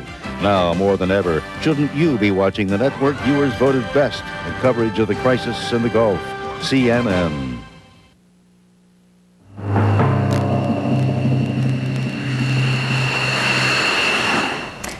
The Federal Aviation Administration confirms that the level of airport security across the United States has increased overnight. Joining us on the phone right now is Chief Media Spokesperson for the FAA, Paul Stuckey. And Mr. Stuckey, you say that you've increased the security at airports. How high of a level are we taking that to? Well, we're not in a position of actually describing the level. What I wanted to do was assure the public that the FAA is definitely working closer with the airlines and airport authorities and to ensure a heightened level, and we have done that, working closely with the airlines and the airport authorities. What exactly does this increased security entail? Can you tell us that?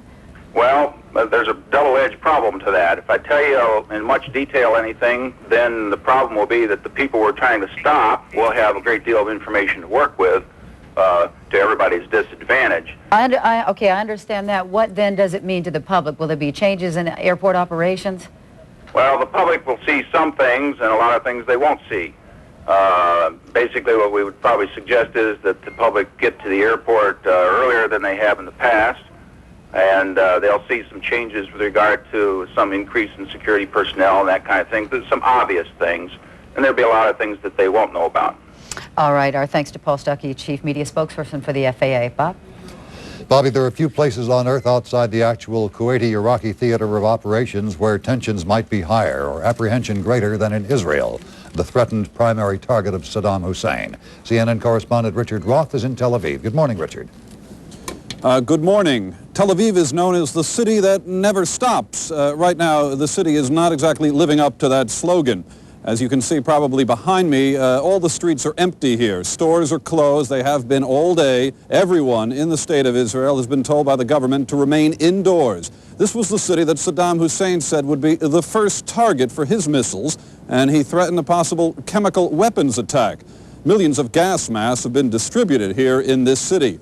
Now, some of the developments that have been occurring today, the defense minister of Israel, Moshe Aarons, said that the U.S. strike on Baghdad and other parts of Iraq was effective, but the threat of a missile attack still exists. Prime Minister Shamir of Israel is still cautious. He says it looks good, but we still have to be careful. Israelis, though, were jubilant earlier this morning about the results that were reported by the first waves of bombers over Baghdad.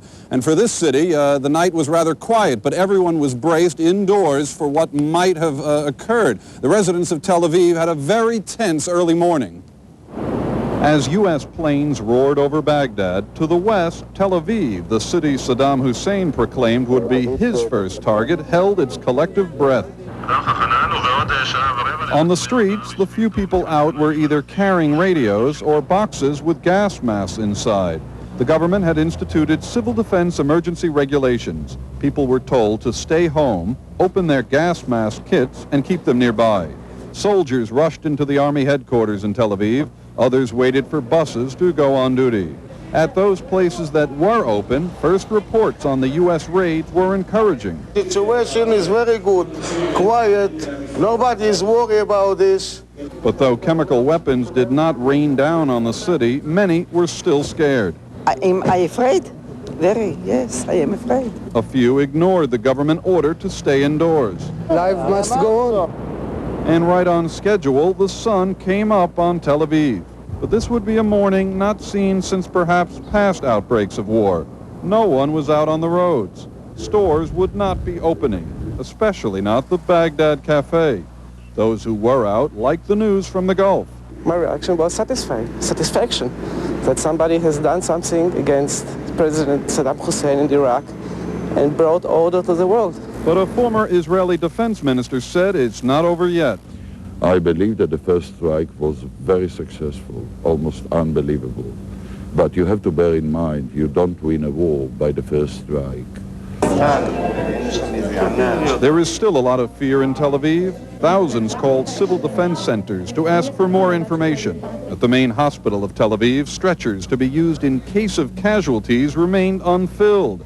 Out to see his city in the sunshine was the mayor of Tel Aviv, accompanied by the music director of the Israeli Philharmonic, Zubin Mehta. They felt it's too early to celebrate, but... I'm happy. I respect, first of all, the Americans. They fulfilled their commitment, and they practically saved the whole world. Yeah. And secondly, I'm very happy that we were, for the time being, I knock on wood, see, we were not hit. This is the city Saddam said would be the first place he would send his missiles. It's the first and last joke that I heard lately. Now, I have a feeling that as the sun goes down here, some of the residents of Tel Aviv who were making jokes earlier in the day are rather tense now, with Saddam Hussein still around, still talking tough, at least to his people, as this city braces for who knows what. Some of the other developments, brief update on U.S. Ambassador William Brown to Israel, met with the Foreign Minister, David Levy of Israel. The minister praised the U.S. efforts and called the raid on Iraq an example of courage. There was cooperation between these two countries. The U.S. kept Israel informed on the timing of the raid. And also, military analysts here are comparing the strike with the success Israel had in 1967, wiping out the Egyptian Air Force on the ground in the Six-Day War. Curfew still in effect in the West Bank, 1.7 million people under a clampdown by authorities. Soldiers are warning the people there with loudspeakers that anyone who comes outside runs the risk of being shot if they leave their home. The Jerusalem police chief says we are in a period of war and are acting accordingly. And one final odd note, Hadassah Hospital says that early this morning there was sort of a mini record for the number of births that were born that occurred here. No explanation so far for that. Richard Roth, CNN, reporting live from Tel Aviv. Developments continue to unfold related to the war in the Persian Gulf. At 10 o'clock Eastern Time, about 20 minutes from now, we expect a military briefing from U.S. officials in Riyadh, Saudi Arabia. We plan to bring you live coverage of that. And then at 10:30 Eastern Time, British Prime Minister John Major is to address Parliament again. We expect to bring you live coverage. Bye. In the meantime, CNN correspondent Jeff Flock has been traveling the nation's heartland trying to take the pulse of the American public on the events in the Gulf. I imagine that pulse has quickened quite a bit with in light of the events in the past 14 hours. Jeff, you're in Independence, Missouri, we understand. Good morning, and where are you exactly in Independence? Morning to you, Bobby. We're at the Continental Barber Shop here. I guess the fact is that life goes on in Middle America this morning. Folks are still going to work, still getting their hair cut, but I think they go on about their business here and elsewhere with an eye to the television monitor, an ear to the radio. What is Middle America thinking this morning? Let's go find out. Sir, your thoughts this morning? We've been watching television all morning, and I assume you were watching last night. What's going through your mind this morning? Well, I'm very concerned for all of our men and women overseas, but I'm very supportive of our president. The only regrets I have is for those ones in our country that are burning our American flag, and that upsets me very much. All right, sir. Thank you very, very much. Let's move on down, if we can. Sir, we just heard General Powell and Secretary Cheney talk about the possibility of a protracted battle, possibility of more casualties. Does that concern you? I'd like to see no casualties at all, but peace doesn't come cheap. What are your thoughts?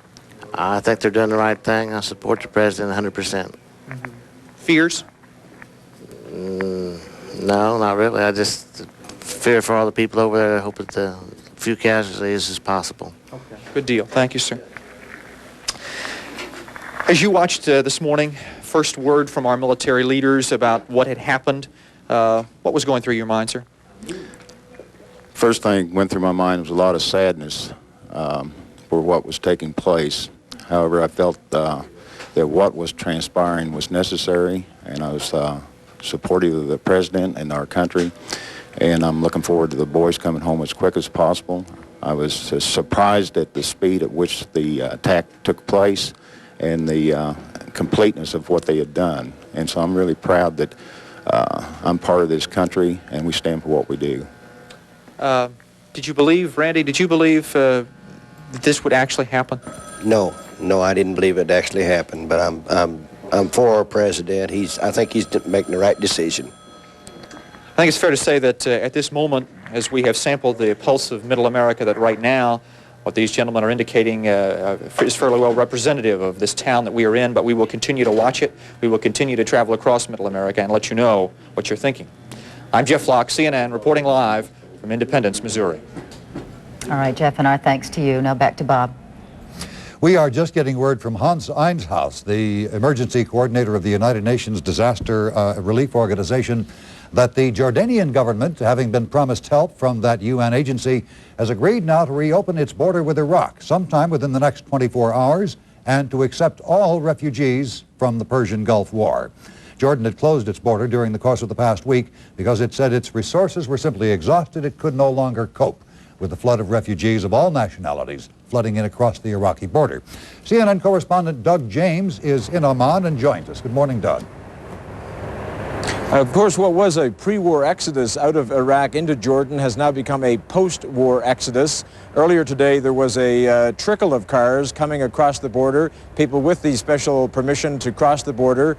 Now we do hear from the UN that it is possible the border will open entirely for anyone who wants to come across. Of course, the urgency is much greater now that the war has begun. We're also hearing at this hour that the Soviet ambassador to Jordan has just delivered a personal letter from President Gorbachev to King Hussein. We don't know the details of that letter, but one might speculate that he's urging King Hussein to do his best to stay out of the conflict in an effort to keep Israel out of the conflict. He may also be thanking him for his past efforts at mediation and hoping that in the future King Hussein may still be able to play some kind of a post-crisis role in trying to solve some of the broader issues here in the Middle East. There's some feeling here in Amman that outside people are in danger, in particular U.S. people. As a result of that, security around the embassies, the U.S. Embassy and other Western diplomatic missions has increased today. There have been few incidents, I might add. Apparently early today, somebody threw rocks through the Egyptian ambassador's residence windows. A few journalists have also been roughed up. As a result of that, the authorities here have started taking away certain press passes from photojournalists, from camera crews, ostensibly to keep them safe as they go out on the street. This is Doug James reporting live from Amman, Jordan. Thank you, Doug. We will be watching. Bobby? Let's go back now to CNN's Frank Sesno at the White House, where the president and his advisors have much on their minds and their agenda today. Morning to you, Frank, once again. Good morning again, Bobby. The president and his advisors are indeed meeting with the congressional leadership just now. I was in the photo opportunity just a few moments ago, where a subdued, soft-spoken president spoke very cautiously about what is going on. Let's take a look at that tape now. How severely the Iraqis have been damaged, how long this may last, and at what cost? Well, again, I don't want to go into questions here because of the moment. I will say that is covered very well by Secretary Cheney and Colin Powell, and the way we're going to handle this is I will not be commenting on the ups and downs. There will be some downs, or the trauma of the moment. There's a lot of trauma at the moment, but I think it is fair to say, and I will be repeating this to the leaders here, that we are pleased with the way things have gone so far. We are determined to finish what we've set out to do. But I just think, for procedural reasons, I'd like you all to know that I'm not going to be trying to do briefings from the White House on the details of the operations over there. I have full confidence in our Secretary of Defense and in our able Chairman of the Joint Chiefs and, of course, in our General Schwarzkopf. So for the future, though I will be in touch with the American people, I think it's better to leave the details of the operation to the briefings over there. And, of course, I'll be available for questions from time to time. But when we don't have all the information, I just would hate to risk misleading the American people. Having said that, I think all of us are very pleased that so far the operation is going forward with great success, and we keep praying that the loss of life will be held at an absolute minimum. And I feel so strongly about our troops over there. Certainly, I feel that way about them, and I feel that way about the innocents who might get caught up in this conflict. So I think it's fair to say there's a lot of prayer going on both here on the Capitol Hill and across this whole country, and it'll be that way till this is concluded. That's all I want to say about it right now. Thank you. Sorry, why are you concerned this early talk success might lead to unwarranted optimism on something like that? No, I'm not concerned. There is no unwarranted optimism, and there will be none. And I would refer you to the briefing, Secretary of Defense, and Chairman of the Joint Chiefs. Thank you all very much. We got a little business to attend to. Thank you guys for yesterday. Thank you. Now, as we left that photo session with the congressional leadership, the president was heard to say that he's determined to keep the leaders briefed, to be seen with the leadership, and to be keeping them informed throughout this. A senior White House official says he expects a Senate resolution today, a House resolution tomorrow, endorsing and supporting the president and the U.S. troops currently at war in the Persian Gulf. I'm Frank Sesno, CNN, reporting live from the White House. All right, Frank, and we'll be checking in with Frank again soon. Bob? The New York Stock Exchange opened less than 20 minutes ago. Traders have much to which to react today. CNN's Jan Hopkins is on the floor of the New York Stock Exchange. Jan. And Bob, the reaction is incredible. It was widely expected that when war broke out, that stocks would fall. Instead, the world's stock markets are exploding with buying on the apparent early success of Operation Desert Storm. On Wall Street, trading has opened about 20 minutes. The Dow Jones Industrial Average is up 72 points. We'll take another look at how Wall Street is taking the news in a few minutes. But first, let's look at how the markets are doing around the world. In London, a major rally is underway. Right now, the Financial Times 100 index up 61.6 at 2116.4. The Frankfurt Exchange shares closed up 7%. The Paris Bourse is up 7.25%. In Tokyo, stocks soared to their 10th largest gain ever. The Nikkei index gained more than 1,000 points, or 4.4%. Nikkei closed the session at 23,400. Oil prices plunged on optimism that a short war will not disrupt oil supplies. Right now in London, a barrel of Brent North Sea crude is down $8.10 at $20.90. And in New York, trading has just opened on light sweet crude. It has opened down $7.50 at $24.50. And I must tell you that that is the limit that it can fall, and it is twice as much as it has ever fallen before. Treasury's 30-year bellwether bond is rallying up 2.5 points. The yield down to 8.17%, and the dollar is falling. The New York Stock Exchange has been open again. Let's check and see what the Dow is doing at this point. It is up 71 points. That's the latest from Wall Street. We'll have another report in 1 hour. I'm Jan Hopkins reporting live from the New York Stock Exchange. A program reminder, we do expect a briefing on the Pan-Arab forces in Riyadh, Saudi Arabia, coming up in about 9 minutes from now at 10 o'clock Eastern Time, as our coverage continues.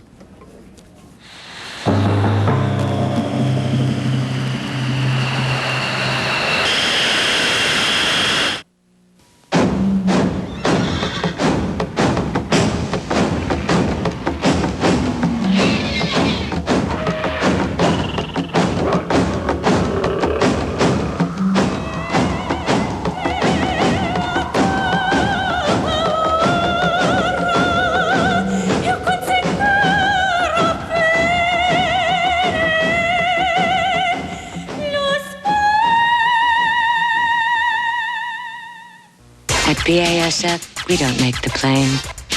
We make it lighter. We don't make the lotion. We make it smoother. We don't make the dress. We make it brighter. We don't make the carpet.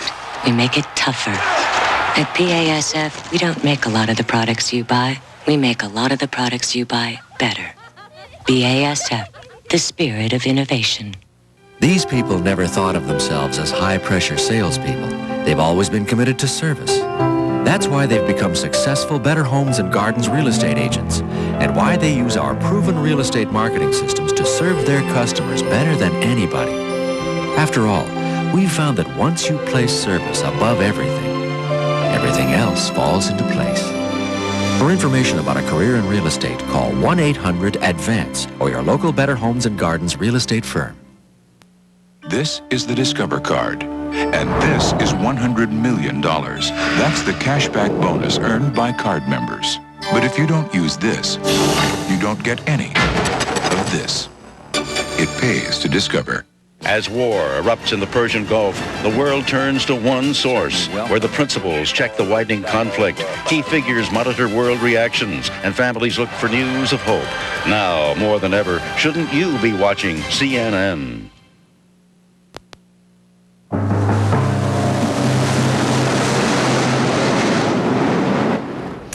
Our coverage of the war in the Gulf continues now with further updates from Washington, D.C. CNN's Mary Tillotson joins us from Capitol Hill, where there's a lot of maneuvering and I would imagine a lot of advice being given out today. Mary, good morning. Good morning. The advice right now, if any, is being delivered at the White House. Congressional leaders are meeting at this hour with Mr. Bush. After that, those leaders of Congress and the president plan to attend a prayer vigil. Then at a later point in the day, Defense Secretary Cheney expects to arrive on Capitol Hill for a closed-door briefing on the latest news from the Iraq war with members of Congress. So far, that news is almost all good from the Allied perspective. 2 Allied planes now confirmed down. That is the bad news. One of them an American plane, one British. But otherwise, those early bombing strikes in the first hours of this war seem to be going as the Allied forces would wish. In fact, it's so successful that Senate Armed Services Committee Chairman Sam Nunn on CNN's air earlier this morning said that Operation Desert Storm opens up a new era in aerial warfare. I think we're close to having air superiority, but we still have some dangers. They could put up some aircraft, and they could even go on kamikaze-type missions. You never know about that. You have to be prepared for it. We have the danger of, although we think we've got most of the fixed-site Scud missiles, they could have some Scud missiles hidden. They're mobile, and they could have them hidden. And, of course, we've got the danger of the artillery. That's sort of the ultimate danger when we have to use ground forces. Senator Nunn says that he hopes a hard enough pounding by air would make such a ground war against Iraq unnecessary, since ground warfare is where the Allies could expect the heaviest casualties. Nunn says the Allied air power at this point is so vastly superior to Iraq that what he's hoping for at this point is what he called a psychological collapse on the other side. But Senator Nunn concedes it's much too early to predict that will happen. Mary Tillotson, CNN Live on Capitol Hill. All right, Mary, thanks. Now joining us to give his perspective on the Gulf War is retired U.S. Army Colonel Trevor Dupuy. Colonel Dupuy is in our Washington bureau this morning. And Colonel, the offensive has been underway now for over 50 or close to 15 hours. The initial airstrike on Iraqi communications and military installations reportedly carried out as planned. And as General Powell said a few moments ago, the purpose is to eject Iraq out of Kuwait. So what happens next, or out of Iraq rather, Kuwait, what happens next? A continuation of the air offensive will undoubtedly take place for a day or two, and as long as a week or two before there is a major involvement of ground forces is my suspicion. So it is a dangerous miscalculation for us to have assumed that this would have been an air victory alone. No, it is not a dangerous miscalculation. It is a distinct possibility, as Senator Nunn said. This has never before happened in history, but the circumstances in the Gulf today are such that it is quite possible, although like Senator Nunn, I'm not willing to predict that yet. All right, if it does go to a ground offensive, how will we penetrate the heavy concentration of Iraqi troops at the Kuwaiti border? Well, I think we'll do two things. First place, we will probe to see where there are weak spots in that heavy concentration. But more than that, I think we'll go around that heavy concentration by what I would call a triple envelopment, a wide envelopment across the desert by our armored forces to come into Kuwait from the west, north of Kuwait City, an amphibious landing someplace along the coast, probably north of Kuwait City, and an air operation. We have an airborne division and an air assault division in between to encircle the forces in Iraq, in Kuwait. Will we or should we go into Iraq? Well, obviously we are now fighting in Iraq with our Air Force. I think that the objective is very clear, that we are to eject the Iraqis from Kuwait, but if it requires, in order to assure the success of that mission, if it requires going into Iraq, I'm sure our forces are prepared to do that. All right, Colonel Dupuy, thank you very much for your perspective. Bob? We are going to take a brief pause now to allow our cable company affiliates to do something to pay their bills. Our continued coverage will resume shortly.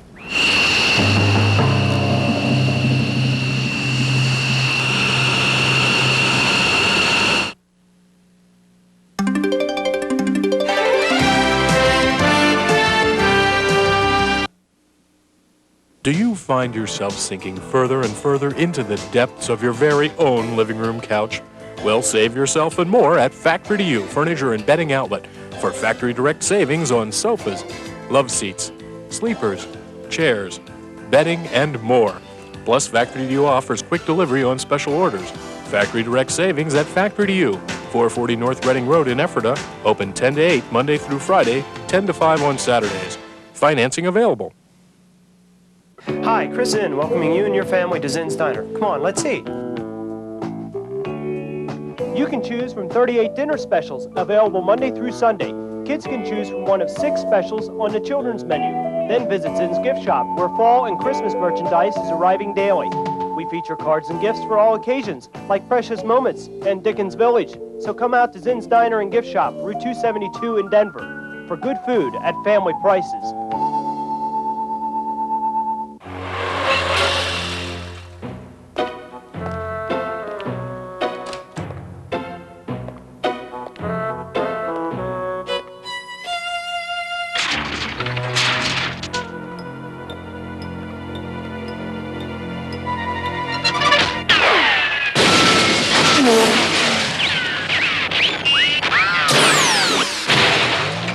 See the Toshiba copier at Engel Business Equipment. How to get a sound night's sleep. Place your home under the watchful eye of your nationwide agent. Then, mix in discounts for fire alarms, smoke detectors, and security systems. Add a claim service that's ready day and night. And don't forget to put out the cat. Call Morris Schaefer in Mannheim or Sharon Debris in Lidditz. They're on your side.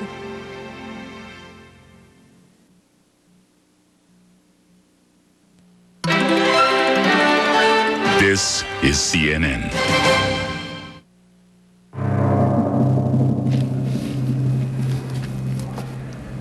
CNN coverage of the war in the Gulf continues. I'm Bob Kane at CNN Center in Atlanta. And I'm Bobby Batista. We're going to break from our format now at this time because there's a Pan-Arab briefing underway now in Riyadh, Saudi Arabia. Situation and to answer a few questions.